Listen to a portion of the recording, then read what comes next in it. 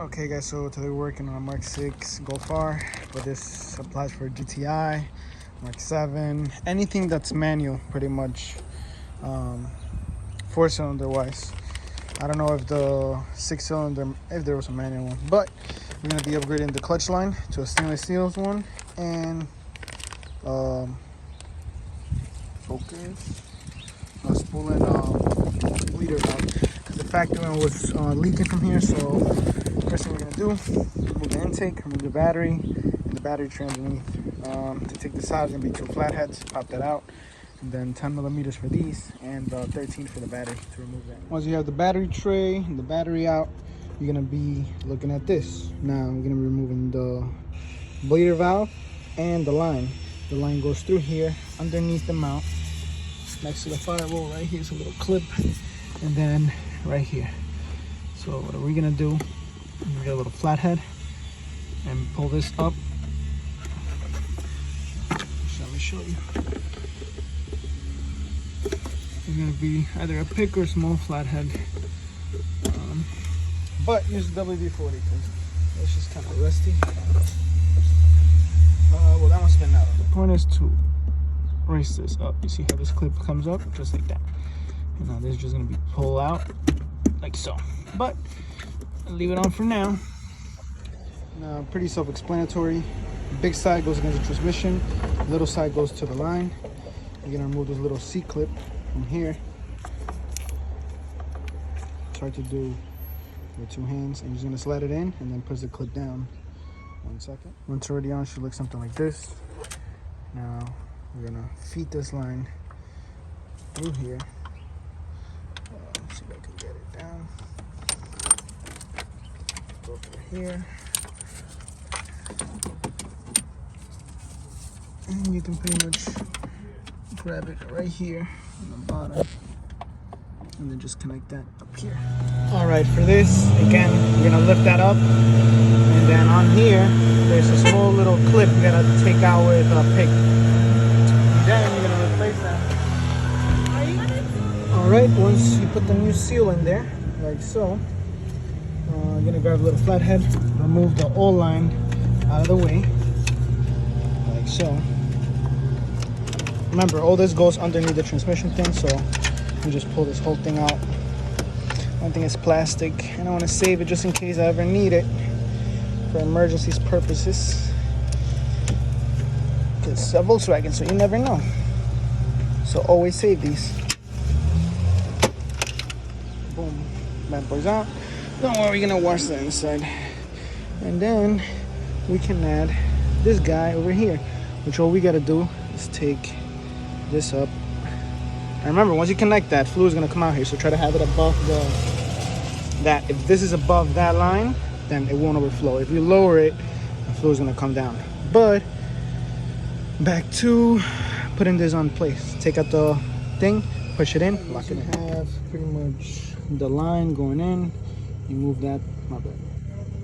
Once you have the line going in, you move that little bad boy. It rolls. You roll that to the back. Put the line down here so it locks in place. Right here. That's my finger right there. So it locks in place. Comes here. Now you're gonna use either 8 or 5/16. You're going to loosen this up like so. But bleeding process is a little funny on both sides. It's hard to bleed it. So you're gonna fill it up all the way to the top. You're gonna fill it up all the way to the top. You're gonna bleed the clutch, then we're gonna bleed the brakes, and one last time I'm gonna bleed the clutch after I bleed the brakes, because it did go down, not a lot, but I don't want it to be no leaks, because the problem is the old block was bleeding, so it was throwing fluid, and now the gears won't go in on high RPMs.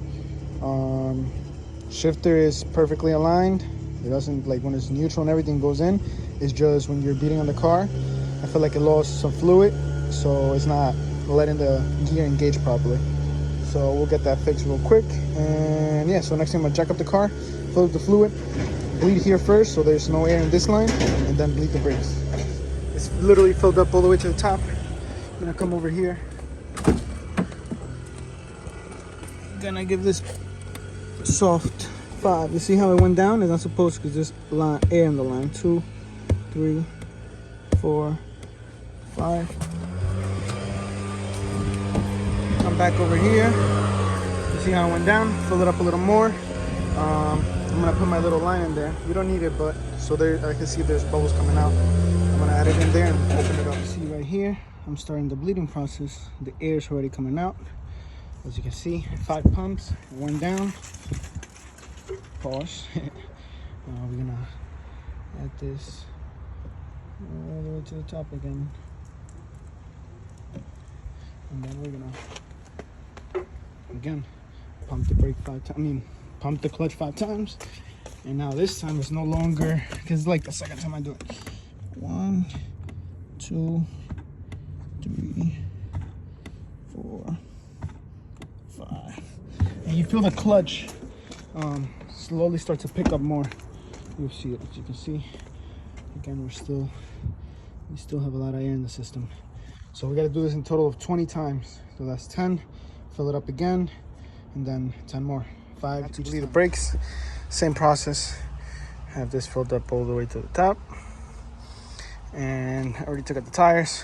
We're gonna start off driver side, passenger side, rear driver, passenger driver. Why? That's how you bleed these brakes. Don't believe me? Look it up in Ross Tech. That's exactly how you bleed it by the books.